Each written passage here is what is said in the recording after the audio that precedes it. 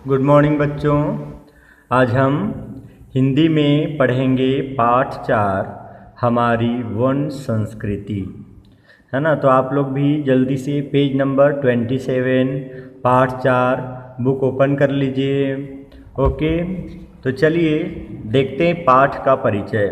प्रस्तुत पाठ में पर्यावरण व पर्यावरण संबंधी समस्याओं पर विचार किया गया है।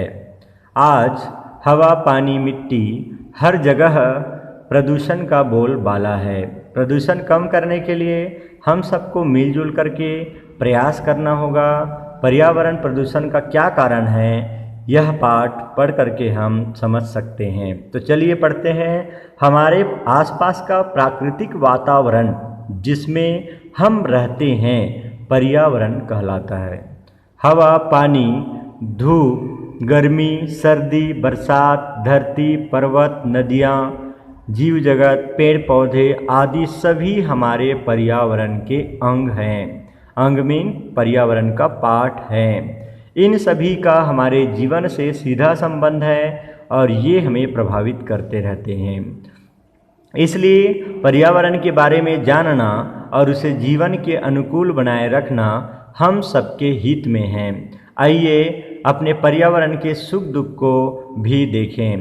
तो इस पैराग्राफ में आप लोगों को समझ में आ गया होगा कि पर्यावरण किसे कहते हैं। हाँ, कि हमारे आसपास का प्राकृतिक वातावरण जिसमें हम रहते हैं पर्यावरण कहलाता है। पर्यावरण के यदि संधि विच्छेद करें तो परि प्लस आवरण, जो हमारे आसपास के वातावरण में दिखाई दे, आसपास में हो, है ना, उसे हम क्या कहते हैं, पर्यावरण कहलाते हैं। जिस परिवेश में हम रहते हैं तो पर्यावरण से हम प्रभावित तो होते हैं, है ना। इसीलिए पर्यावरण को सुंदर और अच्छे से रखना ये हमारा दायित्व है। चलिए पर्यावरण के सुख दुख क्या है उसको नेक्स्ट पैराग्राफ में देखते हैं। प्रकृति ने धरती पर नाना प्रकार की वस्तुएं बनाई हैं जिसके कारण हमारी धरती सुंदर और सुहावनी लगती हैं। आपने भी हरे भरे बाग बगीचे, भांति भांति की जीव जंतु तथा मनमोहक पर्वत श्रृंखलाएं, झरने, नदियाँ आदि देखे होंगे। भला कौन ऐसा है जिसका पहाड़ों की ठंडी हवा खाने, झरनों से गिरती फुहार देखने तथा नदियों के कल कल बहते पानी को निहारने का मन नहीं करता। अर्थात सबको अच्छा लगता है, सबको जो मन है वह ऐसे ही दृश्य देखने को आतुर रहता है। सभी ये चाहता है ना, सभी के मन यह चाहता है कि उसे सुंदर दृश्य देखने को मिले, प्रकृति के मनोरम दृश्य देखने को मिले। इसीलिए वह प्रकृति के सुंदर दृश्य को देखने के लिए, है ना, बाग बगीचे में जाता है, गार्डन, है ना, फूल के पौधे लगाता है ना, और नाना प्रकार की जो है प्रकृति के मनोरम दृश्य को देखने के लिए, है ना, झरने, नदी आदि पहाड़ पर्वत में जाते हैं। क्यों? ताकि वह प्रकृति के जो आनंद है, प्रकृति का जो नेचुरल दृश्य है उसका आनंद उठा सके। लहलहाते खेत खलिहान, फूलों से महकती रंग बिरंगी धरती, कुंजों के झुरमुट से आती मंद मंद ठंडी हवा और बीच बीच में चिड़ियों की चहचहाहट, जंगल में शेर की निर्भीक दहाड़, ऊंचे ऊंचे वृक्षों के वनों में पगडंडी से गुजरते नर नारी, प्रकृति की गोद में अनायास ही माता के दुलार का आनंद होता है ना। रंग बिरंगी धरती, है ना, कुंजों की झुरमुट, बाग बगीचों, पेड़ पौधे के जो झुरमुट होते, झुरमुट में झुंड से, है ना, आती मंद मंद ठंडी हवा और बीच बीच में चिड़ियों की चहचहाहट, जंगल में शेर की जो है निर्भीकता बिना डर के दहाड़, ऊंचे ऊंचे वृक्षों के वनों में पगडंडी, पगडंडी मीन जो पतली रास्ता होती है उसे पगडंडी कहते हैं, गुजरते नर नारी, प्रकृति की गोद में ऐसा मालूम होता है अनायास ही ये सभी जीव क्या प्राप्त कर रहे हैं, आनंद का अनुभव कर रहे हैं। जिस प्रकार से माता की जो गोद में बच्चा आनंद का अनुभव करता है, उसकी छत्र छाया में बड़ा पुलकित होता है आनंद से, है ना, आनंद महसूस करता है, वैसे ही हम भी प्रकृति की गोद में अनायासी माता का दुलार का आनंद प्राप्त करते हैं। इसीलिए संभवतः इसीलिए धरती को धरती माता कहना प्रारंभ हुआ। ये नाना प्रकार के सुहावने पेड़ पौधे, जीव जंतु, पर्वत, नदियाँ ही नहीं बल्कि जल के भीतर रहने वाले जीव तथा आकाश में घूमने वाले, विचरने में घूमने वाले पक्षी, बहती हवा और फसलों तथा फल फूलों से लदी वनस्पतियाँ हमारी धरती माता के सुंदर वस्त्र और आकर्षक गहने हैं। तो बच्चों, यहाँ पे प्रश्न ये भी उठ सकता है कि धरती माता के सुंदर वस्त्र और आकर्षक गहने क्या क्या हैं। तो यहाँ पर दिए हुए हैं कि नाना प्रकार के पेड़ पौधे, जीव जंतु, पर्वत, नदियाँ ही नहीं बल्कि जल के भीतर रहने वाले जीव, आकाश में विचरने वाले घूमने वाले पक्षी, बहती हवा, फसलों तथा फल फूलों से लदी वनस्पतियाँ हमारी धरती माता के सुंदर वस्त्र और आकर्षक गहने हैं, जिसकी वजह से हमारी धरती माँ बहुत ही सुंदर और मनोरम दिखाई देती है। इनमें सुसज्जित धरती केवल चित्ताकर्षक ही नहीं बल्कि इन सबसे सुसज्जित धरती केवल चित्ताकर्षक मीन्स मन को लुभाने वाला ही नहीं लगती बल्कि मनुष्य सहित सभी प्रकार के जीव जगत के लिए भी जीवनदायिनी भी है ना। सभी जीव जगत सभी जीव यदि जीवित हैं तो उसके पीछे कारण क्या है? हमारी धरती माँ।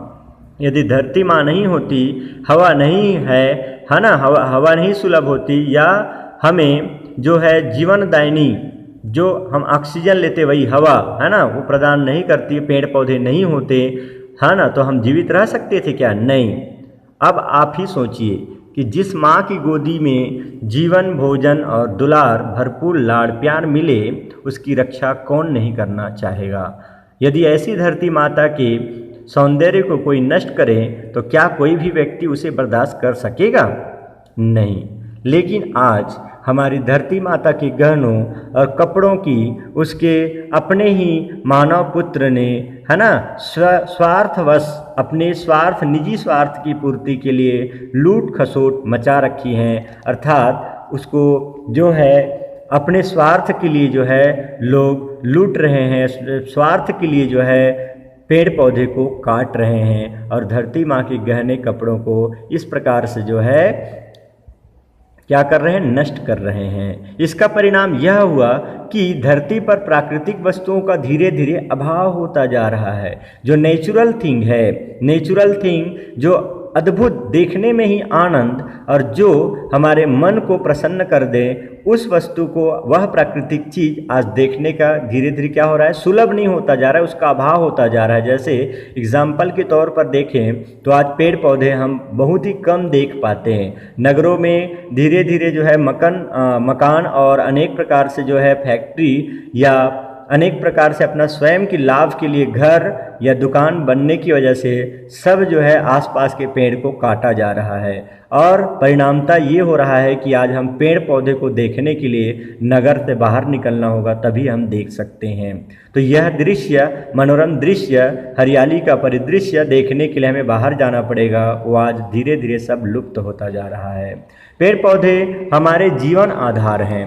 वे हमें हरियाली, खाने के लिए स्वादिष्ट फल, सजावट के लिए फूल, मन की शांति के लिए ठंडी हवा और आँखों की शीतलता हेतु सुंदर दृश्यावली देते हैं। अर्थात हमें जो है पूरी तरीक़े से स्वस्थ रहने के लिए प्रकृति के जो है सानिध्य में रहना बहुत ही ज़रूरी है। वृक्षों की जड़ें धरती में चारों ओर फैलकर मिट्टी को बांधे रखती हैं, जिससे हवा और वर्षा के पानी से मिट्टी बहती नहीं है ना। वृक्ष रेगिस्तान को बढ़ने से रोकते हैं। रेगिस्तान में जहाँ पर पेड़ पौधे नहीं उगते हैं, है ना। तो इस प्रकार से रेगिस्तान को बढ़ने से कौन रोकते हैं? वृक्ष। समुद्र से भाप बनकर जो पानी उड़ता है वह वृक्ष के कारण ठंडा होकर धरती पर बरसता है, जिससे खेतों में हमारी फसलों को पानी मिलता है। वृक्ष हमारी सांस से निकली प्रदूषित हवा को स्वयं इस्तेमाल करके बदले में हमें ऑक्सीजन से भरपूर साफ हवा देते हैं, जिससे हमारा खून साफ होता है और हम स्वस्थ रहते हैं। वृक्षों से हमें ईंधन और इमारतों की लकड़ी है ना आदि मिलती हैं। उनसे हमें गोंद, रेजिन, लीसा, छाल, जड़ी बूटियाँ आदि नाना प्रकार की जीवन उपयोगी वस्तुएं मिलती हैं। लेकिन खेद की बात है, दुख की बात यह है कि वृक्षों की इन गुणों के कारण लोग वृक्षों की अंधाधुंध, है ना, जो है वृक्षों की लोग बहुत ही कटाई कर रहे हैं अपने स्वार्थ की पूर्ति के लिए, जिससे धरती वीरान होती जा रही है, सुनसान होती जा रही है, रेगिस्तान बढ़ रहे हैं, गर्मी बढ़ रही है, वर्षा अनियमित हो रही है अर्थात समय पे नहीं हो रही है। इसका कारण भी वृक्षों की कटाई है। उपजाऊ मिट्टी बह करके नदियों में पहुंच रही है, जिससे वे उथली हो रही हैं और वर्षा का पूरा पानी अपने में न समा पाने में से नदियाँ में भीषण बाढ़ें आती हैं। यही कारण है कि आप न्यूज़ में भी सुनते पढ़ते देखते हैं कि थोड़ी सी बारिश मीन्स भीषण बाढ़ का संकेत है ना। आज थोड़ी सी बारिश नहीं होती लेकिन बाढ़ जो है न्यूज़ में देखने को मिल जाता है। बादल बिन बरसे चले जाते हैं, अतः जगह जगह सूखा पड़ रहा है, मौसम बदल रहा है, जिससे फसलों की पैदावार ठीक से नहीं हो पा रही हैं। वृक्ष तैयार होने में बहुत समय लेते हैं, अतः उन्हें लगाने और पालने पोसने के बजाय यदि उन्हें यूं ही काटते रहें तो पर्यावरण दूषित हो जाएगा और धरती पर अनेक प्रकार की विपदाएं, संकट आने लगेगी। अतः अपने पर्यावरण को संतुलित रखने के लिए वृक्षों को लगाना और उनकी देखभाल करना हम सभी का परम कर्तव्य है। यदि हम सुखी रहना चाहते हैं, भविष्य में अपने, है ना, आने वाली पीढ़ी को सुखी करना चाहते हैं, अपने जीवन को सुखी करना चाहते हैं, तो इसके लिए परम कर्तव्य है हमारा कि पर्यावरण की रक्षा करें। और पर्यावरण की रक्षा कैसे करेंगे आप सभी को पता चल गया है कि वृक्ष जितना से जितना ज़्यादा हो लगाएं, वृक्षों को, है ना काटें और इस प्रकार वृक्षों की देखभाल करें और धरती को पुनः एक प्रकार से हरियाली से हम क्या कर दें, धरती को पुनः हरियाली से भरपूर कर दें, तभी जो है हमारा जीवन सुखी हो सकता है। ओके, तो नेक्स्ट पैराग्राफ को नेक्स्ट वीडियो में पढ़ते हैं।